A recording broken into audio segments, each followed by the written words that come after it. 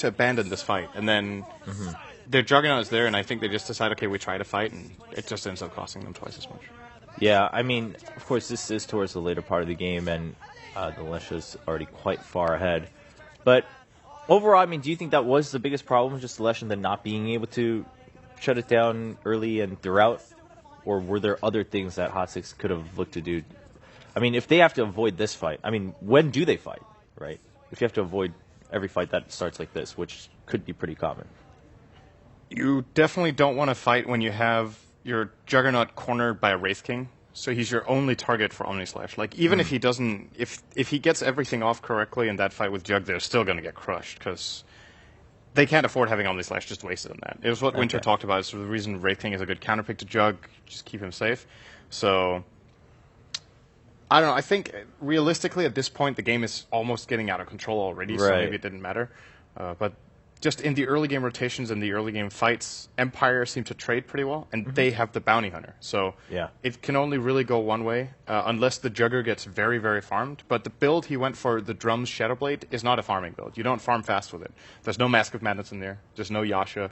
There is no potential Battle Fury, which is pretty unusual these days, but that would be another farming build. So he just can't keep up with the rate at which a Lesh can farm with his just core build. Do you think he needs a BKB as well to fight what Empire had?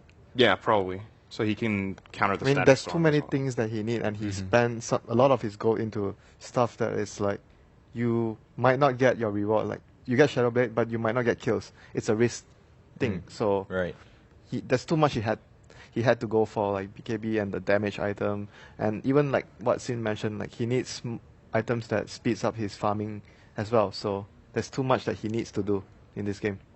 Right, just a lot relying on that Juggernaut too. When we talked about earlier, we were like, well, there's no real hard counter for the Lesh, and maybe the Juggernaut could try to fill that role because you can try to get through and you can deal with it. And then the Wraith King came out, so lots of back and forth there. We have another highlight. Again, Empire just playing really well, winning another fight. And overall, let's look at the other side now. Empire, of course, you got to give credit to them aside from just simply being able to pick Lesh, right? How did they look compared to the past 3 days?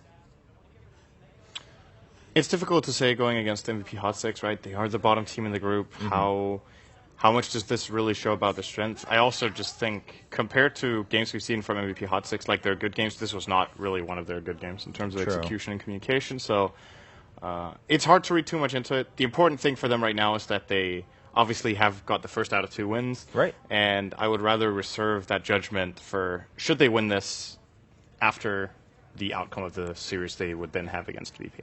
That would be a really telling moment. Have they really picked themselves up? Have they really improved?